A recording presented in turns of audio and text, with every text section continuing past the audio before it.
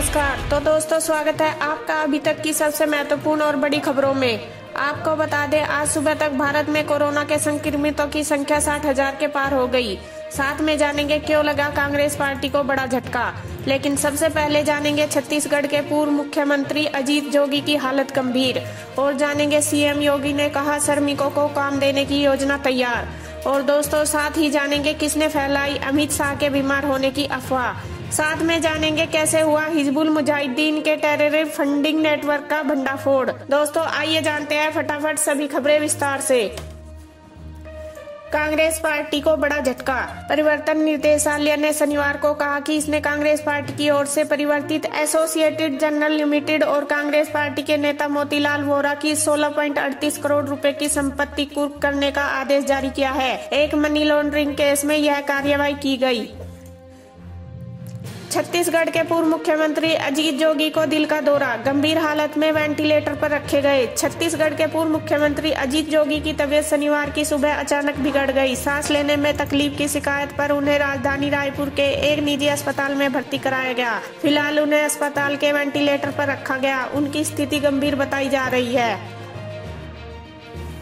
CM Yogi Adityanath ने कहा प्रवासी श्रमिकों को काम देने की योजना तैयार। कोरोना वायरस संक्रमण के कारण लॉकडाउन में भी उत्तर प्रदेश के मुख्यमंत्री 5 लाख से अधिक प्रवासी कामगार श्रमिकों को काम देंगे। मुख्यमंत्री ने शनिवार को टीम 11 के साथ कोरोना वायरस संक्रमण की समीक्षा के दौरान बैठक में मौजूद अधिकारियों को सभी प्रवासी कामगार व श्रमिकों को रोजगार उपलब्ध कराने के लिए शीघ्र ही वृहद कार्य योजना बनाने का निर्देश दिया। एम्स के निदेशक डॉक्टर रणदीप गुलेरिया का कहना है कि बुजुर्ग लोग को कोविड-19 के गंभीर संक्रमण होने का अधिक खतरा होता है। यदि आपके पास घर में बुजुर्ग लोग हैं तो आपको अतिरिक्त सतर्क रहने की जरूरत है। हल्के लक्षणों को देखने के तुरंत बाद स्वास्थ्य परीक्षण करवाएं। कोरोना से मुकाबले करने के लिए सामुदायिक भागीदारी जरूरी है। लॉकडाउन की शुरुआत से ही घर लौटने को बेचैन बांग्लादेश में फंसे कश्मीरी छात्रों के लिए शुक्रवार का दिन ईद से कम नहीं रहा। एयर इंडिया के एक विशेष विमान के जरिए जब 167 छात्र ढाका से दिल्ली के रास्ते श्रीनगर पहुंचे तो खुशियों से उनके चेहरे चमक उठे। बोले, शुक्रिया प्रधानमंत्री नरेंद्र मोदी, जो हमारी वापसी का बंदोबस्त किया।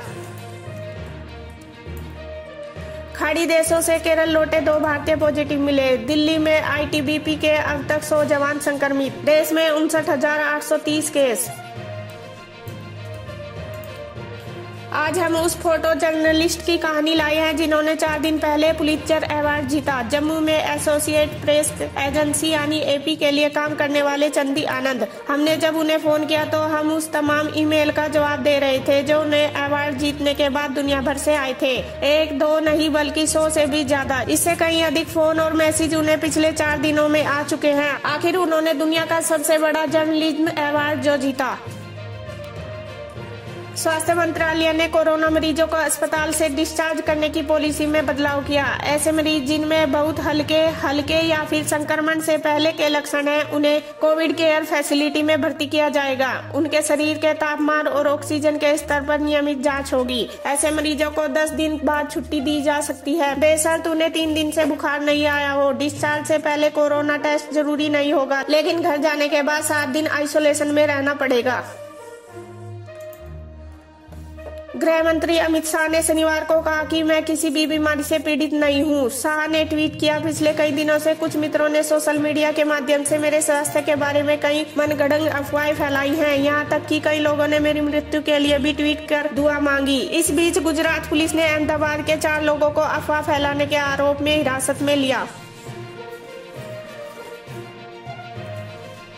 कोरोना वायरस की वजह से विदेशों में फंसे भारतीयों को लाने के मिशन वंदे भारत का आज तीसरा दिन है। आज पहली फ्लाइट ढाका से आई। यह करीब 3:45 पर दिल्ली एयरपोर्ट लैंड हुई।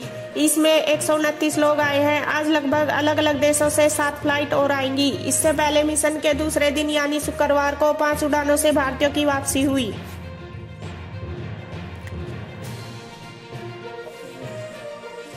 NIA ने पंजाब और हरियाणा पुलिस की मदद से हिजबुल मुजाहिदीन के टेररिस्ट फंडिंग नेटवर्क का भंडाफोड़ किया। 3 लोगों को गिरफ्तार किया गया। कुछ आरोपियों को पहले ही गिरफ्तार किया जा चुका है। न्यूज एजेंसी के मुताबिक पाकिस्तान से सेंधा नमक की आड़ में ड्रग्स भारत भेजे जाते थे। इनकी बिक्री से मिलने वाला पैसा आतंकी संगठन हिजबुल मुजाहिदीन तक पहुंचता था। NIA ने 25 अप्रैल को कश्मीर के रहने वाले हिलाल अहमद वागे को गिरफ्तार किया था। उससे पूछताछ के बाद इस रैकेट की जानकारी मिली।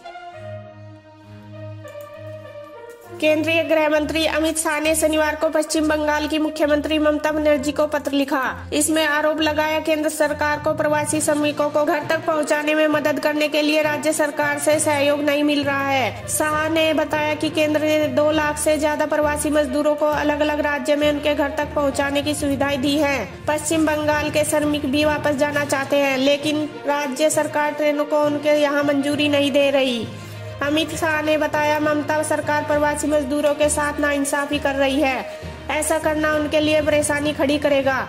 उधर तृणमूल कांग्रेस के नेता अभिषेक बनर्जी ने कहा कि गृह मंत्री अमित शाह अपने आरोपों को साबित करें या माफी मांगे। उधर कांग्रेस नेता अधीर रंजन चौधरी ने कहा कि मुझे आज पता चला है कि पश्चिम बंगाल सरकार ने 8 ट्रेनों के लिए कहा है। मेरी अमित शाह और राज्य सरकार से अपील है कि वे मिलकर काम करें और दूसरे राज्यों में फंसे बंगाल के श्रमिकों की घर वापसी सुनिश्चित करें। दरभंगा जिले के जाले प्रखंड के रेफरल हॉस्पिटल में शनिवार को पुलिस कर्मियों ने डॉक्टर के साथ बदसलूकी कर दी। एक पुलिसकर्मी ने डॉक्टर का गला दबाया और कॉलर पकड़कर उन्हें घसीटा। घटना शनिवार सुबह 7 बजे की है। जाले थाना के पुलिसकर्मी 4 कैदियों का मेडिकल टेस्ट कराने रेफरल अस्पताल गए थे। कैदियों ने मास्क नहीं पहना था, जिसके चलते ड्यूटी पर तैनात डॉक्टर रामप्रीत राम ने जांच करने से इनकार कर दिया। इससे पुलिसकर्मी नाराज हो गए। कोरोना वायरस की वजह से प्रदेश में बने गंभीर हालत व पूर्व मुख्यमंत्री कमलनाथ ने शिवराज सरकार को आड़े हाथों लिया। उन्होंने ट्वीट कर कहा कि 1.5 माह में ही भाजपा सरकार ने प्रदेश की तस्वीर बदल कर रख दी। प्रदेश में कोरोना संक्रमितों का आंकड़ा 3400 पार है, वहीं मौतों का आंकड़ा 200 पार हो गया। प्रदेश के भोपाल इंदौर की स्थिति बेहद गंभीर व चिंताजनक बनी हुई है।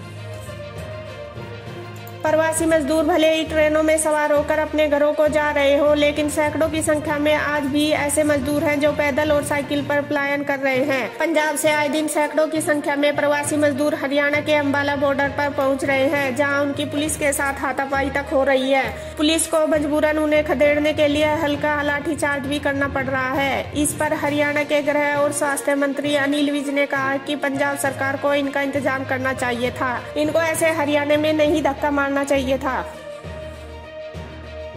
कोरोना से लड़कर शहीद हुए उज्जैन के तत्कालीन थाना प्रभारी यशवंत पाल की बेटी अब खाकी वर्दी पहनकर प्रदेश की सेवा करेगी। मध्य प्रदेश के गृह एवं लोक स्वास्थ्य और परिवार कल्याण मंत्री डॉक्टर नरोत्तम मिश्रा ने सुबह यशवंत पाल की बेटी फाल्गुनी पाल से वीडियो कॉल के जरिए बात की। उन्होंने मुख्यमंत्री के माध्यम से अनुकंपा नियुक्ति दिए जाने पर उनको समाज और प्रदेश की सेवा के लिए बधाई और आशीर्वाद भी दिया। गृह मंत्री से बातचीत के दौरान फाल्गुनी पाल भावुक हो गई। पाल की 6 अप्रैल को कोरोना संक्रमित की पुष्टि हुई थी। 16 दिन संघर्ष के बाद 21 अप्रैल की सुबह वे शहीद हो गए थे। लॉकडाउन में शराब बिक्री की छूट देने पर शिवसेना सांसद संजय राउत ने सवाल उठाए। राउत का कहना है कि अंतिम संस्कार में सिर्फ 20 लोगों के शामिल होने की इजाजत है, लेकिन शराब की दुकान पर 1000 लोग इकट्ठे हो सकते हैं। राउत ने कटाक्ष किया, मर्द शरीर में आत्मा नहीं होती और दुकानों में स्प्रिट होता है, क्या इसलिए वहाँ ज्यादा लोगों को छूट दी जा रही है?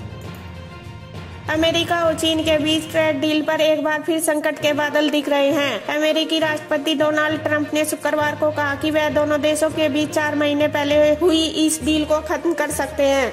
फोकस न्यूज को दिए गए इंटरव्यू में राष्ट्रपति ने कहा कि वह इस समय काफी उखड़े हुए हैं और अमेरिका चीन ट्रेड डील को लेकर अभी कुछ भी तय नहीं किया है।